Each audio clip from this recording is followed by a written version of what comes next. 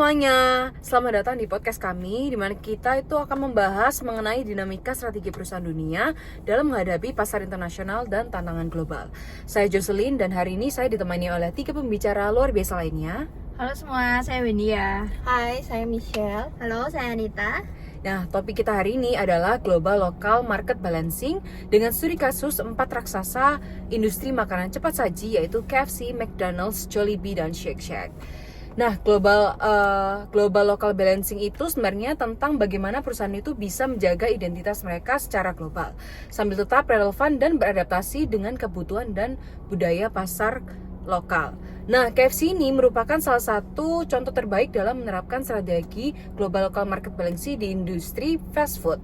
Sebagai bagian dari Yum Brands yang beroperasi di lebih dari 150 negara, KFC ini berhasil menjaga identitas global mereka sebagai spesialis ayam goreng dengan resep rahasia Colonel Sanders sambil tetap sangat adaptif terhadap preferensi dan budaya lokal.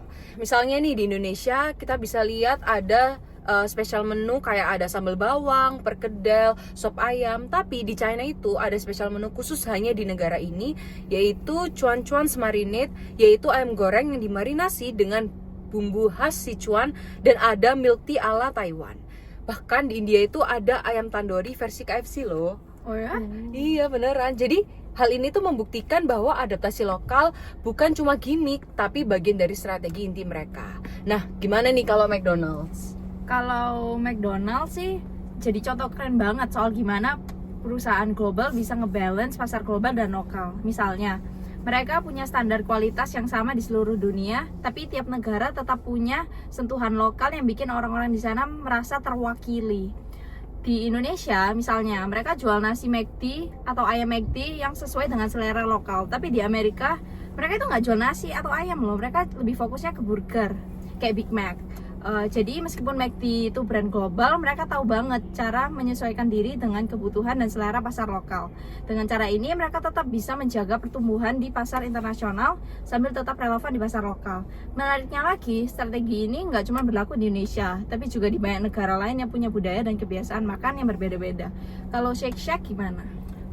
Kalau Shake Shack agak beda sih dari brand fast food lainnya karena mereka tuh datang dari konsep fine casual, jadi lebih premium. Ekspansi global mereka juga nggak secepat McD atau KFC karena mereka itu lebih selektif. Contohnya di Jepang dan Korea, mereka tuh tetap bawa identitas khas New York, tapi juga sisipkan menu-menu lokal seperti yuzu citrus dan juga kimchi fries. Bahkan kadang ada menu musiman dengan menggunakan bahan lokal, tergantung tren dan preferensi setempat sih. Jadi contohnya kayak desain interior restorannya juga disesuaikan dengan budaya lokal. Misalnya di Jepang mereka tuh pakai elemen desain yang natural dan lebih minimalis. Jadi walaupun konsepnya dasarnya tetap global, mereka tuh cukup fleksibel dan nyambung sama selera dan budaya tiap negara sih. Kalau Jollibee gimana? Nah, kalau Jollibee ini dia cukup menarik ya, soalnya dia ini perusahaan yang berasal dari Filipina sebenarnya. Tapi dia tuh sukses menggabungkan identitas global dan relevansi lokal. Dimana Jollibee ini dia berhasil menjaga identitas globalnya, tapi dia tetap adaptif di pasar-pasar lokal tujuannya. Mungkin kalian jarang dengar brand Jollibee. Jadi Jollibee itu dia kayak PT atau perusahaan gitu. Nah, dia tuh punya 19 brand sampai sekarang. Terus dia udah punya 9.900 toko. Jadi setiap negara itu kalau nggak salah kira-kira ada 33 negara. Nah, terus ada brandnya itu yang dia wholly own, jadi memang punya milik perusahaan dia. Contohnya brand Jollibee. Jadi dia PT Jollibee, dia ada brand Jollibee gitu. Itu flagshipnya. Terus ada juga brand-brand lain misalnya Greenwich, Smashburger dan yang lainnya. Terus dia juga ada yang tipe franchise. Mungkin kalian lebih familiar. Jadi kayak Yoshinoya, terus ada Burger King dan sebagainya. Nah, kali ini aku bakal jelasin membahas brand flagshipnya yaitu Jollibee. Jadi produk Jollibee sendiri itu konsisten dengan produk yang signature yang global jadi menu andalan mereka, yaitu namanya Chicken Joy. Ada juga yang burger dan Jolly Spaghetti. Jadi itu dibuat berdasarkan resep asli dari Filipina dan disajikan di seluruh dunia. Jadi melalui strategi ini mereka itu mau membangun konsistensi rasa dan pengalaman yang membantu pertumbuhan skala dan identitas yang kuat dimanapun tokonya itu berada. Jadi meskipun ada di negara-negara yang beda-beda, tapi signature-nya itu tetap sama, yaitu menu yang dari Filipina tadi. Nah, contohnya di Malaysia dan di Brunei itu dia ada nasi lemak. Jadi mereka itu meskipun global, tapi dia tetap adaptasi lokal. Jadi dia memunculkan menu-menu khas lokal sesuai negaranya. Contohnya di Malaysia dan Brunei tadi ada nasi lemak. Terus misalnya di Vietnam itu ada menu yang spicy chicken, chili chicken kalau nggak salah namanya. Terus di Timur Tengah ada juga menu spicy chicken dengan biryani. Jadi di sana kan lebih terkenal dengan biryani gitu. Nah, jadi Jollibee ini sangat mementingkan balancing antara strategi global dan lokalnya melalui menu-menunya tadi. Oh, keren-keren Iya, sih keren ya. kan? Padahal Data-data. jarang dengar loh. Iya, Jollibee jarang-jarang, Shake Shack juga jarang dengar. Iya. Nah, kalau kita nih ya ngomongin tentang angka dan strategi, KFC ini nggak main-main loh. Jadi di tahun 2023 mereka tuh berhasil mencatat pendapatan secara global sebesar 7,3 miliar US dollar. Angka yang sangat luar biasa kan? Iya.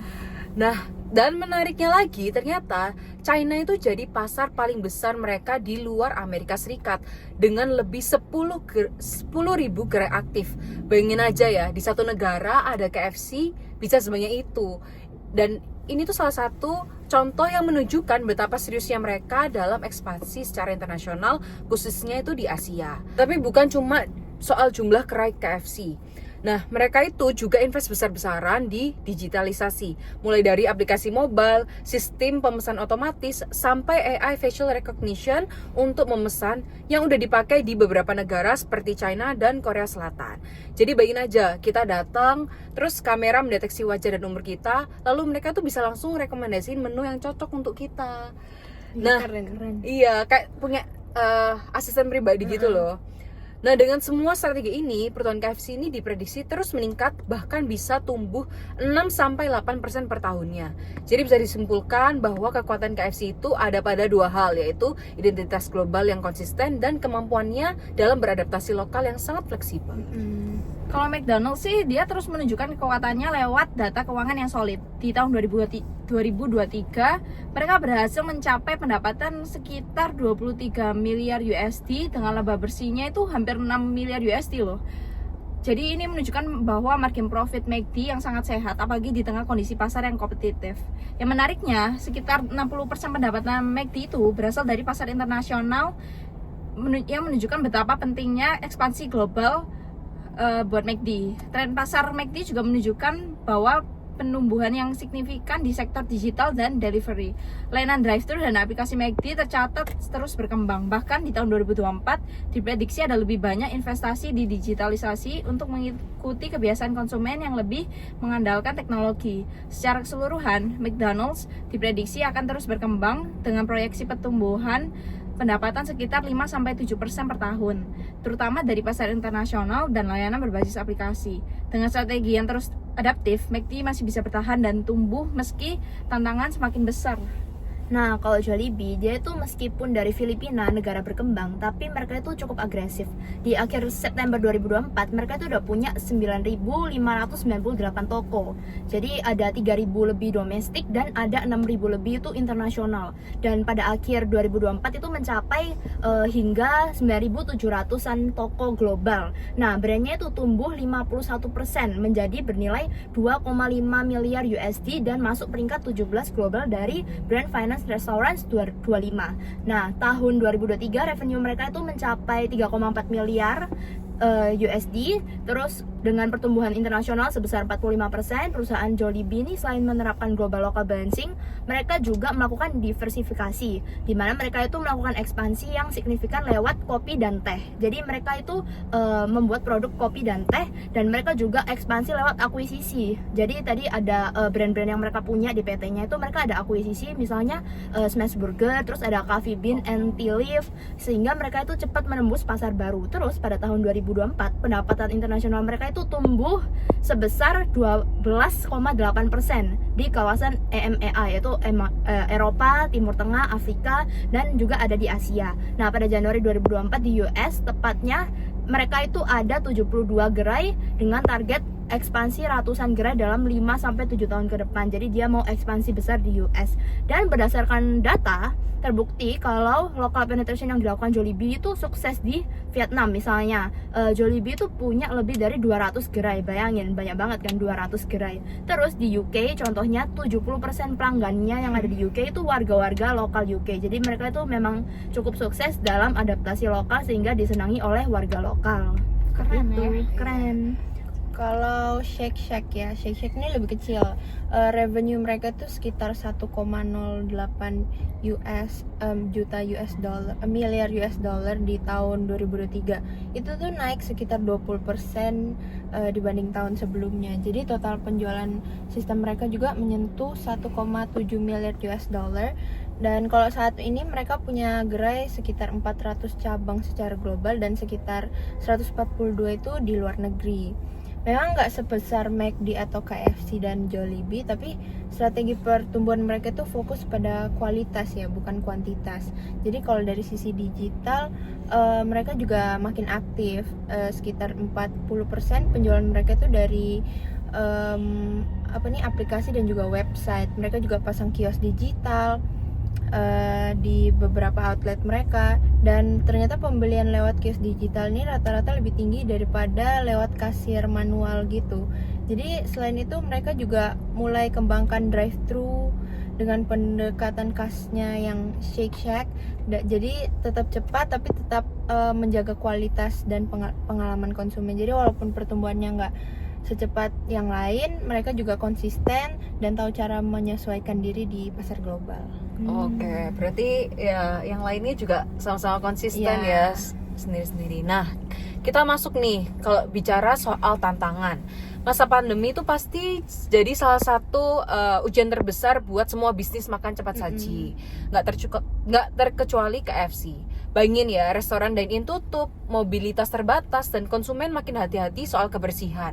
Tapi KFC ini berhasil ngejawab tantangan ini dengan sejumlah solusi yang bukan cuma reaktif, tapi juga inovatif dan implementatif banget nih, sorry ya. Misalnya ini ya, di awal pandemi, KFC itu langsung shifting ke model contactless delivery dan takeaway di banyak negara. Mereka tuh kerjasama sama platform delivery lokal dan internasional, contohnya kayak Grab, Gojek, dan Uber Eats. Terus di Inggris dan beberapa negara Eropa lainnya, KFC ini bikin yang namanya sistem click and collect. Jadi pelanggan tuh bisa pesan lewat aplikasi, pilih waktu ambil, dan langsung drive thru atau pick up tanpa turun dari mobil. Keren banget gak sih? Di Indonesia sendiri, KFC itu juga aktif di digital marketing. Mereka tuh ngeluarin campaign seperti Stay Safe, Stay Spicy yang mendorong konsumen tetap nikmatin ayam KFC dari rumah. Bahkan mereka tuh sempat ngasih promo hemat buat keluarga-keluarga yang mulai shifting ke meal bundle buat makan di rumah. Jadi bisa dibilang KFC itu nggak cuma bertahan di masa pandemi, tapi juga bertransformasi secara digital dan operasional dengan solusi-solusi yang langsung bisa diimplementasikan dan berdampak nyata. Nah, kalau dari sisi perusahaan fast food lainnya gimana nih? Apa tantangan terbesar yang mereka hadapi waktu pandemi, dan strategi inovatif apa yang mereka pakai buat agar tetap relevan? Mungkin Wendy bisa dijelasin dari McDonald's. Kalau McD ini nggak cuma raksasa di dunia fast food, tapi juga contoh soal gimana perusahaan bisa terus berkembang lewat solusi inovatif yang implementatif. Misalnya, di tengah tantangan pandemi yang kayak kamu bilang tadi Jose, McD berhasil mengatasi penurunan trafik pelanggan dengan mengoptimalkan layanan drive-thru dan pengantaran online. Solusi ini nggak hanya menjaga pendapatan, tapi malah mendorong pertumbuhan digital mereka. Selain itu, McDonald's terus berinovasi dengan menu berbasis tanaman seperti McPlant yang nggak hanya menjawab tren kesehatan, tapi juga memperluas pasar ke konsumen yang lebih sadar lingkungan. Mereka juga mengembangkan teknologi di restoran kayak kios pemesanan digital yang bikin proses lebih cepat dan meminimalisir interaksi langsung. Solusi-solusi inovatif yang kayak gini ini jelas bertambah besar ya buat McD, karena dia berhasil menciptakan pengalaman yang lebih nyaman buat pelanggan sekaligus meningkatkan efisiensi operasional mereka. Jadi McD nggak cuma bertahan tapi juga berkembang dengan cara yang adaptif dan relevan. Kalau misalnya Jollibee kayak gimana nih? Nah, kalau Jollibee kebetulan nih aku analisisnya bukan waktu pandemi ya, cuman aku lebih analisis ke ketika dia melakukan ekspansi apa aja tantangan yang dihadapi. Misalnya di pasar Amerika Serikat, kan dia tadi ekspansi ke Amerika. Nah, mereka tuh mengalami beberapa masalah. Misalnya masalah utamanya itu sourcing, jadi bahan baku. Mereka itu sulit mencari bahan baku karena di resepnya itu misalnya ada satu bahan baku khas dari Filipina yaitu banana kecap. Jadi kayaknya itu saus dari banana gitu. Ya kan? Nah, itu sulit dicari di Amerika Serikat. Jadi untuk memenuhi bahan baku itu mereka harus mereka harus mikir gimana caranya bisa mengurangi biaya impor dan bisa memastikan kontinuitas dari produknya itu. Jadi mereka akhirnya itu membuat perusahaan, jadi mereka bikin produk itu di Amerika Serikat. Jadi mereka ambil langsung dari Amerika Serikat. Nah, terus mereka juga mengalami beberapa masalah, misalnya konsumen Amerika Serikat itu cenderung mainstream, dimana mereka lebih suka lebih familiar dengan makanan yang kayak fast food gitu, misalnya tadi McD, KFC dan sebagainya. Jadi mereka itu punya ekspektasi yang standar dalam rasa, kemasan dan pelayanan dan suasana restoran, sehingga Jollibee itu perlu menyederhanakan menu mereka biar lebih efisien dan lebih sesuai dengan selera dari Amerika. Jadi mereka lebih fokus ke best seller menu mereka kalau di Amerika, jadi kayak Chicken Joy dan Yum Burger.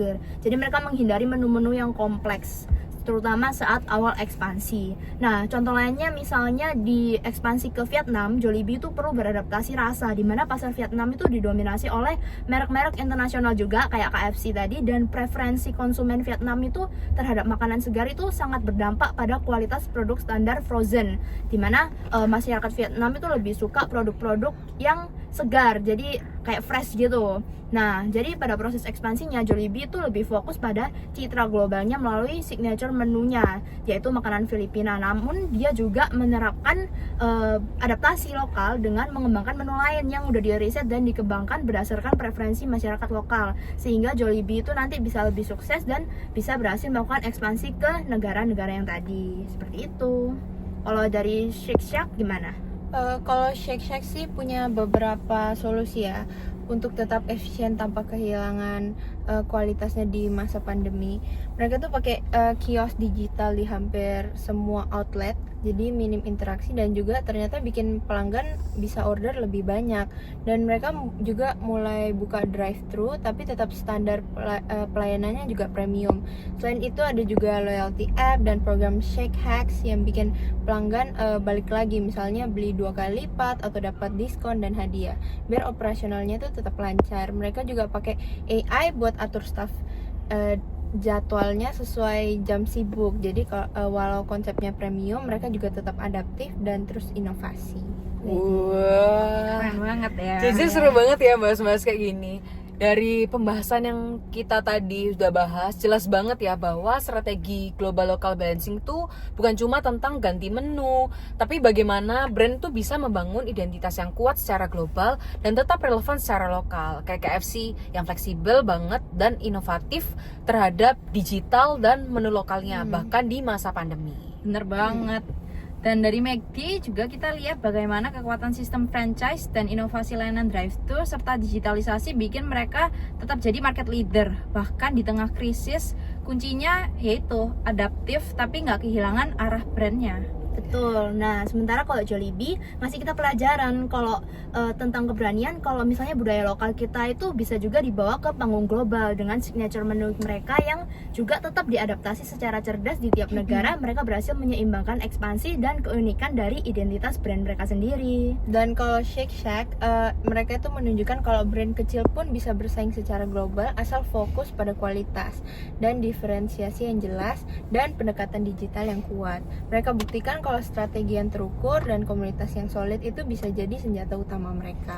Oh iya, oke. Sekarang udah penghujung acara. Jadi intinya ya, semua perusahaan ini punya pendekatan masing-masing ketika ada tantangan atau untuk mengembangkan inovasi mereka agar bisa sesuai dengan pasar lokal. Tapi mereka itu pasti punya benang merah yang sama, seperti adaptasi, inovasi, dan keberanian untuk mendengarkan pasar lokal. Jadi thank you guys udah sharing ya di sini di podcast ini, dan terima kasih yang udah dengerin podcast ini. Jangan lupa like, Komen, share. dan subscribe. thank you, sampai jumpa di episode selanjutnya guys. komen. Iya, Mau pakai komen. apa.